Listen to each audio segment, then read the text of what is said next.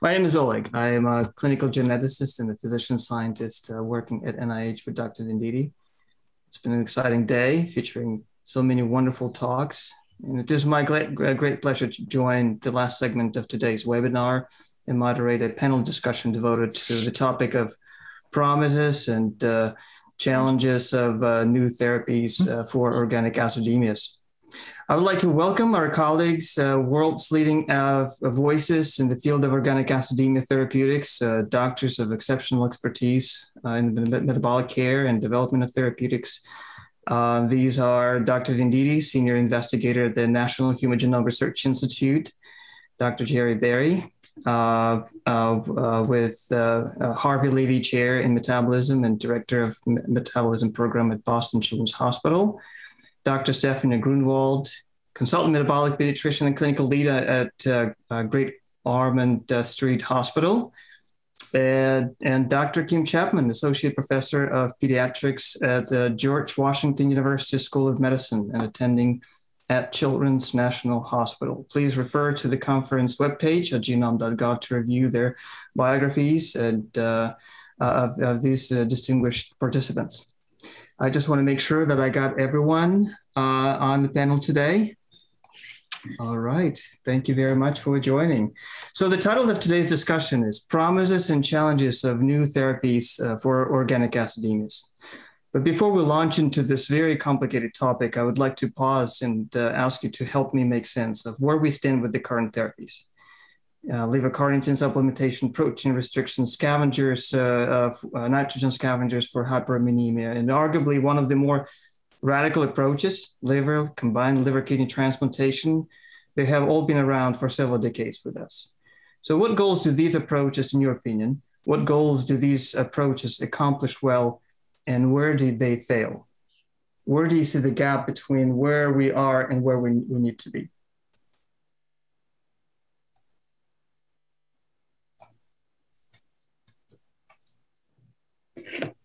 Any takers? So I hinted at this during my talk, and basically we've done a really good job of helping our patient population survive. But the question is, have we helped our patient population thrive? And I think everyone on this panel would agree that we're in need of new therapies. I think for all of us, we have that experience of a patient who we've taken care of for many, many years that starts to deteriorate and passes away, despite our best therapy, our best options. So I think it is really exciting that we have the opportunity to add things to our toolbox to help take care of each of our patients. And I'm sure that the panel would agree. We just, right now, we feel like we're lacking our ability to allow our patients to be the best that they possibly can be.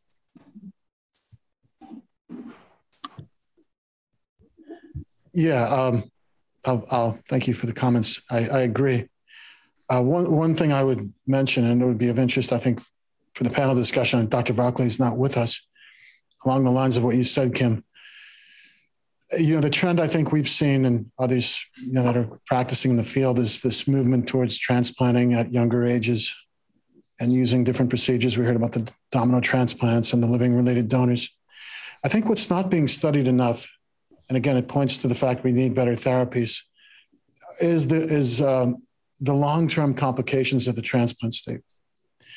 And this is something that, we're following, 80-something odd patients with mutase type MMA. I think we're following around 15 or 20 patients that have had transplants, various types, for long-term, some of them, and we've had a number actually die during the follow-up. And I've come to appreciate, I think that there's unrecognized complications that are long-term that are very serious. And let me just give you an example. We have a number of patients we're following that developed the post-transplant lymphoproliferative disorder syndrome after transplant. Some patients required chemotherapy. Some patients developed complications from that chemotherapy. And we know that in some publications, some of the patients have died. So when we think about the need for new therapies, again, we have to be skeptical of all the treatments that are in the pipeline, including transplantation. And it would be interesting here to hear the senior panel members and even members from the audience, if they wanted to add to the chat. This is an area, again, that I think needs a lot of study, and there's an underappreciation for some of the serious long-term complications beyond survival. When we look at transplants, many people focus on 1 year survival, 5 year survival. But what about some of these other things that, as you said, truly can complicate the quality of life, even though someone has a heroic procedure, liver transplant, LKT, and then they develop post-transplant lymphoproliferative syndrome, and it's a separate, much beyond just trading one condition for another, as we sometimes think about this. So I agree. I think it would be of interest also to hear from people taking care of patients, Dr. Gruenewald and Barry at other centers,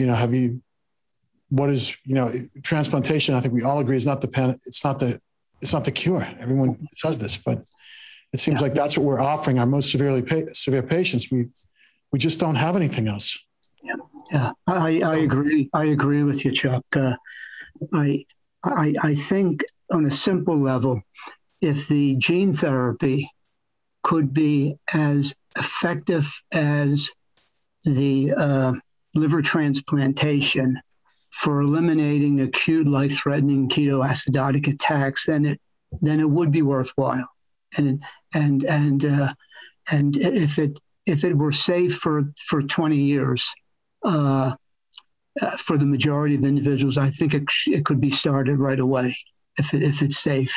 Because I think you can't underestimate the importance for the family and the well-being of the entire family of what a transplant can do in terms of preventing these month after month, year after year severe episodes. So I think that's true. But obviously we need some better therapies that are safe and effective.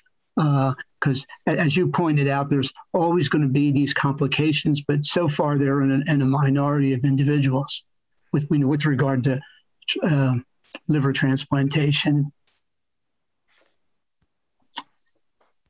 Dr. Gruenewald, do you have any comments that you would like to share with us? Yeah, I think an important point was from Kim that we obviously have really achieved over the last 20 years an improvement of general treatment of our patients. And that is thanks to our predecessors even. They have been very good in teaching us what we have to look out for and how to minimize complications in patients. So now the patients get older. But with getting older, it means as well they are then running into more long-term complication. And that's really cruel because you are starting off with saying you are treating them, and you do, but you know in your mind that at a later point, for some earlier, for some later, they will have an accumulation of complications kicking in with time. And for me, all the discussions today are obviously fantastic because we get more choices for our patients. And the ultimate is we need more life quality for our patients. But then we have to very carefully discuss what we know about the new therapies and what they can really give us and the patients, and have to be very honest with them where possible limitations or possible complications secondary to the therapies might be. And the patients and parents need to be well informed about the different options they are heading towards now. Again, I'm very positive about we have different options to put on the plate and to discuss. It doesn't make it probably easy for the families, though. If they have a choice, how do they actually decide together with us what's the best for the one and the other family? Mm-hmm. Thank you so much. So just to summarize, so what I'm getting at, as I'm listening to your comments, what I begin to understand is that first, the current therapy, whether this is liver carnitine protein restriction, scavengers for hyperammonemia, they fail to address the underlying problem, which is deficiency of an enzyme, which is ubiquitously expressed in everywhere and needs to for the normal functioning of each cell. But the second thing is, even if we offer our patients the most radical approach currently available to us, they have to deal with the lifelong complications, whether this is immunosuppressive therapy, even immediate or complications in the immediate post-operative period. And the quality of life may not be addressed completely either. So it sounds like that's the gap that needs to be closed. And that's where I would like to jump into my next question. Where do you see a signal over noise? What do you think are the most promising leads that we have right now that will give us hope and is worth pursuing and investing our efforts as we think about novel therapeutics?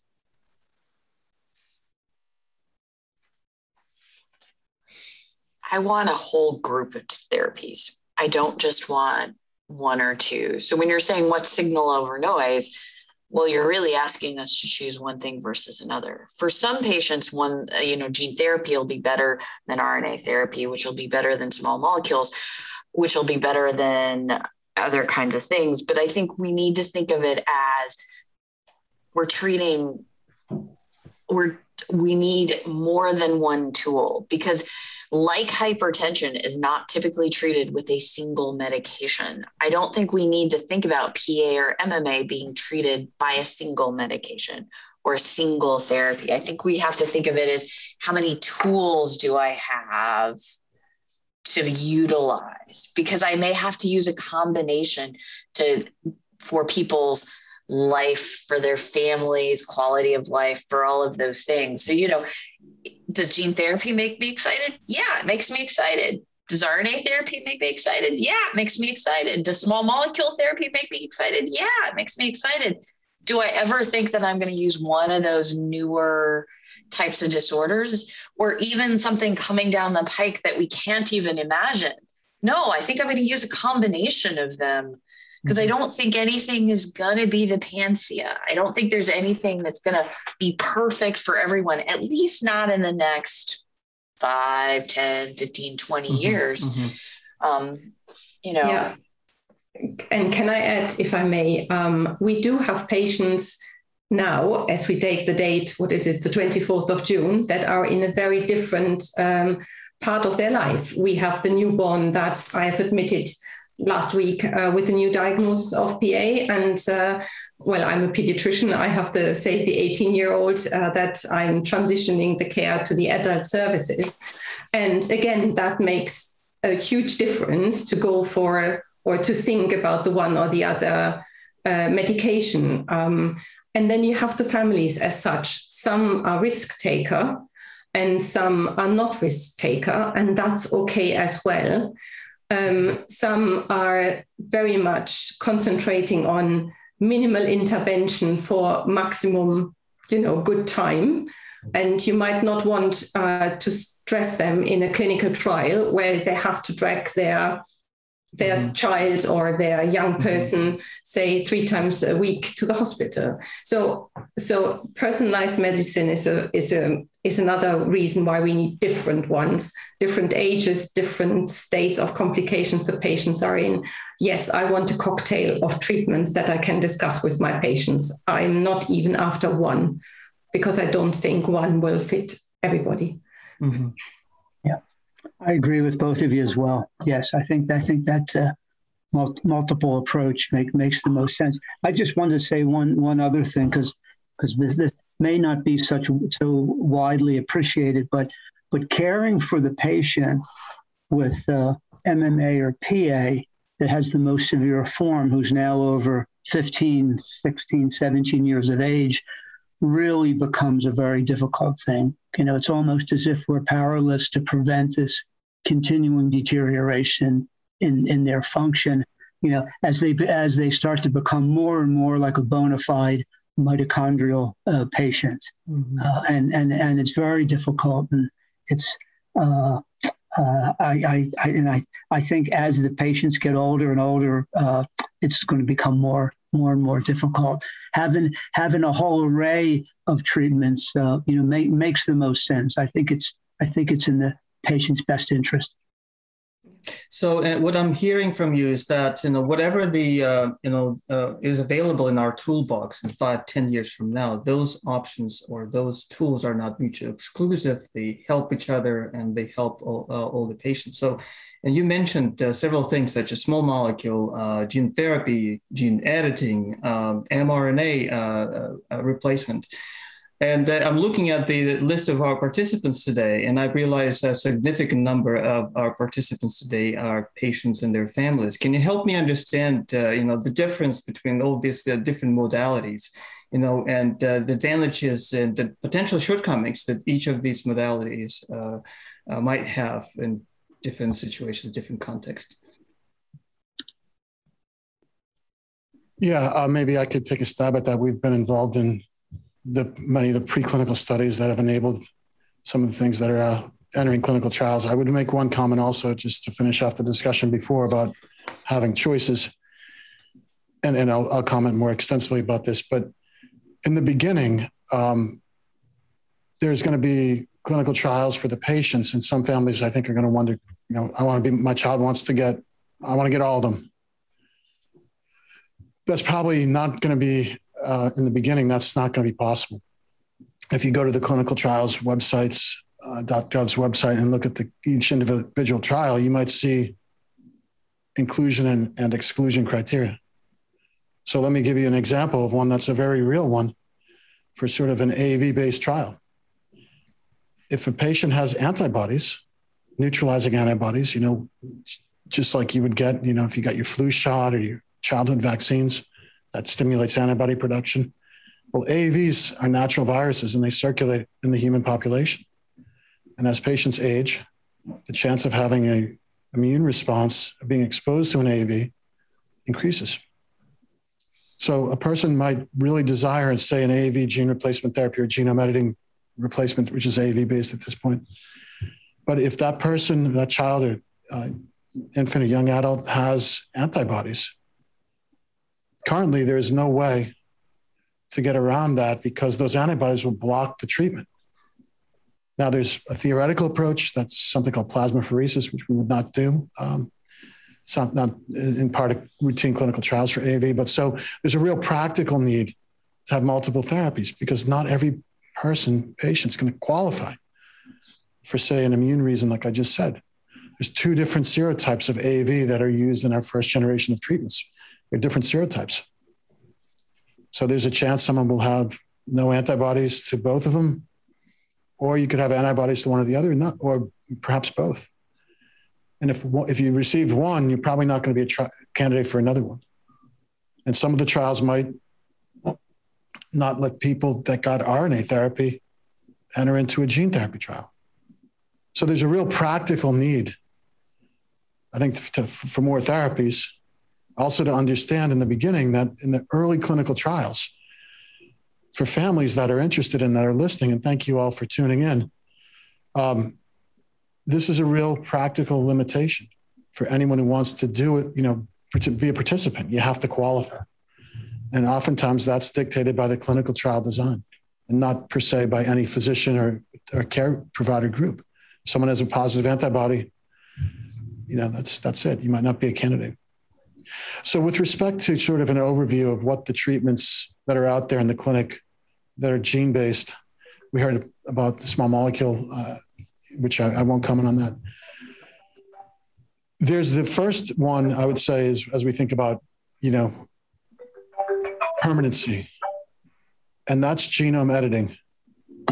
And in the instance we're going to apply this, maybe people heard that last talk from PJ Brooks about, base editing and RNA and changing guides.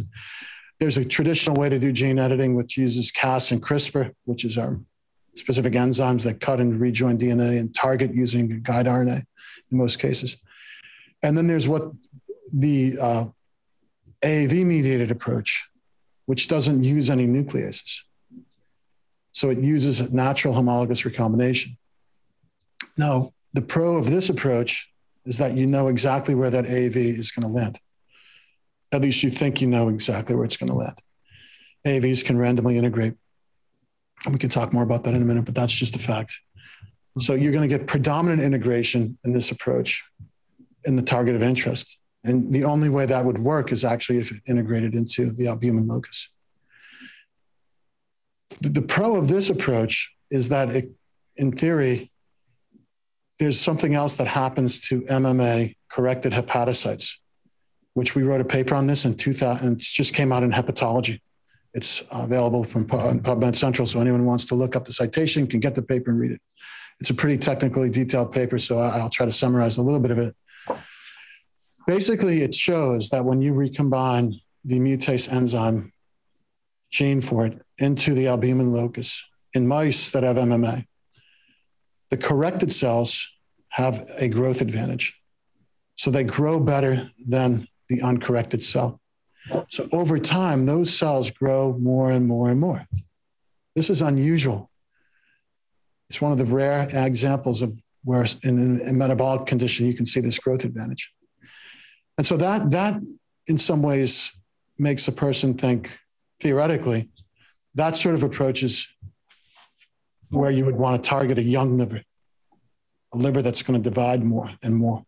And that's in an infant or a young child.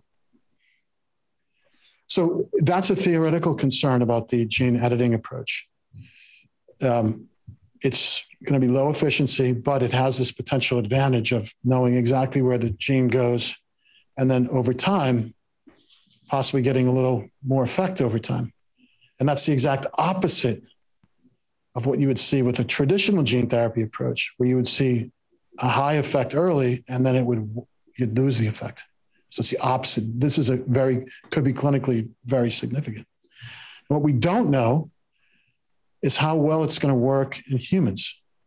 We've published a paper showing that it works in mice.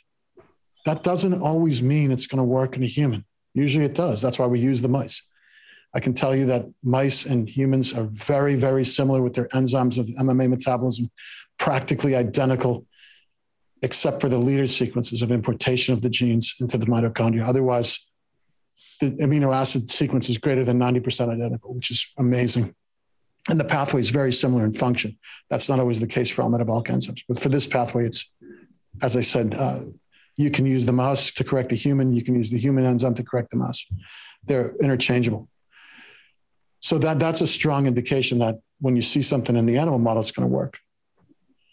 So that's one thing, that's editing. And so that's an AV approach. So that means if someone wants to go into that trial, probably one of the very first things that's going to be checked, and we're not a site for this at NIH. I'm just speaking from what I read on clinicaltrials.gov, and I'm not involved in any way with the trial. The antibody levels against the capsid need to be checked. So if a patient has antibodies against the LK03 capsid, that's the covering of that AAV, you're not going to be a candidate. Now, what's the exact titer and all the details? I don't have that. That would, someone who's a site PI might have to comment on that. But so there's the limitation of this, right? I think people maybe can hear the pros and cons from just the description. With the mRNA approach, that's an IV infusion of these lipid nanoparticles. And to just say to people, again, it's been said once, but it's worth saying it again. This is very similar to the platform of the Moderna vaccine for COVID. It's not, I don't know if it's identical, but it's a very similar idea. It's an RNA-based lipid nanoparticle, but in this one, it has the mutase enzyme. It goes IV. So it goes through the patient's vein and it concentrates in their liver. And it unloads and it expresses a burst of enzyme. And then the RNA degrades very quickly. And we wrote I'm telling you about the mouse, and I should say this again, just to make sure everyone hears this loud and clear. I have nothing to do with Moderna. We're not a site for the Moderna trial. I'm not doing any research with Moderna. We did preclinical research in mouse models. I'm just telling you what's published in the mouse model papers. The RNA comes in, and in mice, it degrades very quickly. That's a positive for safety, because if there was a toxicity, you want it to go away quick. And then it makes a burst of enzyme from the RNA, but there's no more nucleic acid lying around for continued production. So eventually that's going to wear off. So the patient that gets this is going to get a burst of enzyme, and we don't know, at least I'm not clear from reading papers on this, exactly how much they need, exactly what the dose is going to be. But for certain, it's not going to be a permanent effect. And it will require redosing. We don't know how often. In mice, once a week, once every 10 days or so, was pretty effective in mice. So this is going to be very much, in some ways, for those who know what this is, like enzyme replacement therapy. Now, there's real pros and cons about sort of approaches like this as well, that maybe there's no antibody requirement for this. Now, anytime a patient gets a gene product where they don't have the enzyme naturally made in their body, they have a chance of making an immune response. So, is that something to think about in the future? Yes, it is. I don't know if in the clinical trials, if people are going to measure anti-transgene, anti-mutase antibodies to see if someone's a candidate to get the RNA in the beginning. I don't know. I'm not involved with the trial. But the RNA therapy has this ability to sort of possibly go across many ages, have a quick on and off, but it's going to require a lot. If someone wants to get a benefit from it, it's perfectly imaginable based on what's been published that it's going to require multiple treatments over someone's entire life. Every few week infusions. That's like enzyme replacement therapy. We don't know the interval yet. That might be great for some patients. That might be perfect. We just don't know. So when I think about Dr. Venditti, so while some of these modalities are not necessarily mutually exclusive, the relationship or even participation in clinical trials, it's a little more nuanced, right? In terms of, if you participate in one thing, that may impact, eligibility in the other one. And then once we, for example, are past phase 3 and the gene therapy is approved as a drug, then still, there's some discussions that need to happen between patients, families, and their care providers, just to make sure that one thing is not going to interfere with the other. So one thing that we as a panel, we alluded to, but I wanted to maybe unpack that a little more because it's all related to, systemic effects versus liver-directed therapy. And that is the multisystemic nature of organic acidemias. They affect both, not just the liver, which we can potentially replace with, liver transplant, for example, but it's, kidneys, it's the brain, it's the heart, and so on. So what do you, if you look into the future, what do you think, which of the therapeutics will be able to address extrahepatic complications in these patients? You want to start, Kim? Well, that was the whole aim of small molecule therapy. So I talked about HSC 5040. I suspect there's others but the whole idea of small molecule therapies is thinking about an oral medication that would hit more than one organ. I think Chuck probably could talk about, or you, Oleg, could talk about like off-target effects with gene therapy.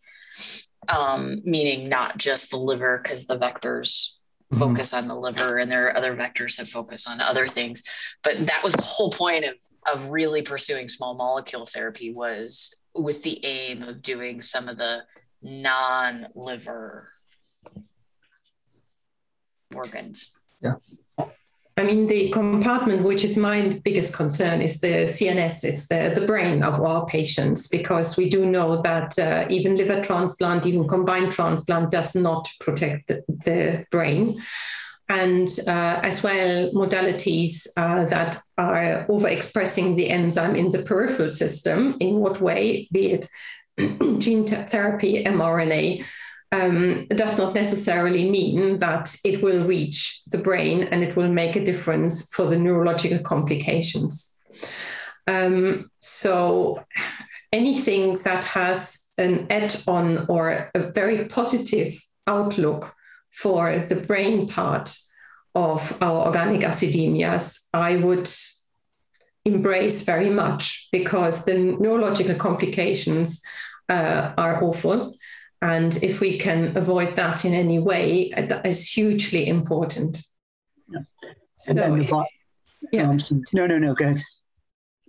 Yeah, it's I finished. That's my main concern, the brain compartment. I was just going to say the biochemical basis for this is the cell autonomous toxicity. That is always there, and whatever the modality to be used is going to have a significant effect that has to be able to get in those target cells, because a neuron in the brain is never going to be helped by something that's exclusively delivered to the liver or the kidney. And I don't think you can emphasize that enough.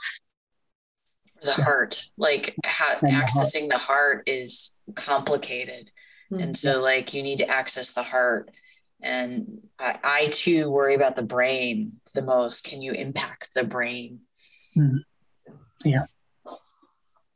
And I just, Chuck, you gave a very good summary of the different therapies that are on the horizon.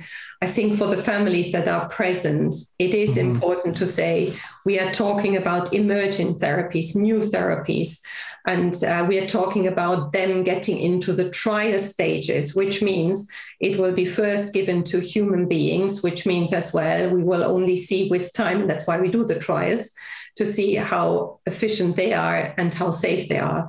So I think it's just an additional point that is important just to say in this context. So what really the outcome is of the different therapies we have to evaluate in those trials. So it's important we get patients on the trials, but then in 5 years, we can tell the same group here how safe and efficient they have been, but it's nothing that we will have in 3 months and probably not even really finalized in 3 years. And I think everybody would agree, it's not just the trials, but playing a role is registries, natural history studies, and there's a number of these. Both Chuck and Oleg run some lovely natural history studies, but there's also other ones that are available within this field. And without those, the trials don't have a good comparison. And so I think, Stephanie and I both do EIMD, the EIMD registry. So all of those kinds of things are really important for any of these studies to be successful. And I think that's something we haven't talked about today, but is also an essential linchpin to being able to take care of folks better. Mm-hmm. Well, thank you very much. We had approached the end of our segment. I wish we had more time to discuss all of these things. And I hope you will take time to answer some of the many questions, wonderful questions that had been submitted today. Thank you so much, Dr. Chapman, for highlighting the collaborative nature of our work. And I never get tired from saying that it's our patients who are the source and the end of our inspiration. So we wanted to thank all of our patients and their families who are the reason why we do this research. And with that, I want to thank our panelists and for this exciting discussion. We're looking forward to you joining us, all of our participants, for day 2 of the conference. It will be focusing on the disorders of methionine and homocysteine metabolism. We'll see you tomorrow. Thank you.